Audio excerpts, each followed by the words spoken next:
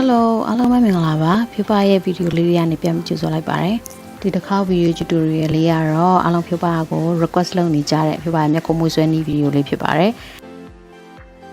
ပြီးတော့ဒီဗီဒီယိုထဲမှာဖြူပါက Hearty ကအသစ်ထွက်ထားတဲ့သူရဲ့ super skinny brows eyebrow pencil လေးကိုသုံးပြီးတော့မျက်ခုံးမွေးကို2မိနစ်အတွင်းဘယ်လိုဆွဲရမလဲဆိုတာပြသွားမှာဖြစ်ပါတယ်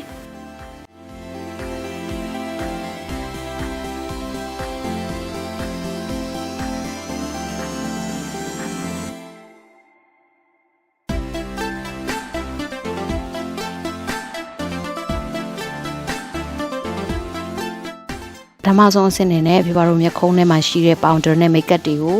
ပြောင်းဆင်သွားအောင်လို့ဒီ Hearty eyebrow pencil လေးမှာပါတဲ့ spoolie လေးပေါ့နော်သူရဲ့ဒီ brush သေးသေးလေးနဲ့ပြပါအရင်ဆုံးတန့်ရှင်းလုပ်ပေးလိုက်ပါတယ်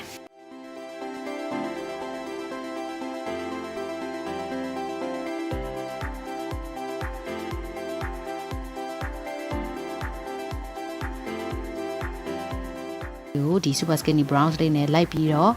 ဆက်သွယ်ပြီးတော့ဆွဲပြလိုက်ပါတယ်အဲ့ဒါဆိုရင်အားလုံးမြင်တဲ့အတိုင်းပဲပြပရဲ့မျက်ခုံးဟာပုံကျပြီးတော့သူကနဲ့သူ frame လေးကျသွားတာပေါ့နော်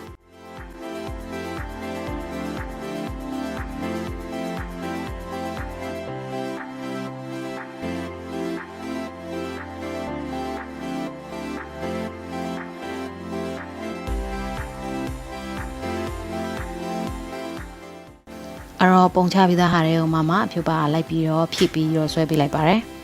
အခုဒီမျက်ခုံးမွေးဆွဲတဲ့နီးလေးကကြတော့ဒါအချိန်က2မိနစ်ကနေ3မိနစ်ထိပဲအချိန်ယူမှဖြစ်ပြီးတော့ဒါပုံကျပြီးတော့တစ်ဖက်နဲ့တစ်ဖက်နဲ့လည်းညင်ညာဆွဲနိုင်တယ်ပြီးတော့ Hearty ရဲ့ဒီ super skinny brows လေးကသူကဆွဲရတာအရန်လွယ်တဲ့အတွက်ကြောင့်လည်းတော်တော်လေးကိုအဆင်ပြေတယ်သူက waterproof swap proof လည်းဖြစ်တဲ့အတွက်ကြောင့်တနေ့ကုန်ကြာကြာခံမှာဖြစ်ပါတယ်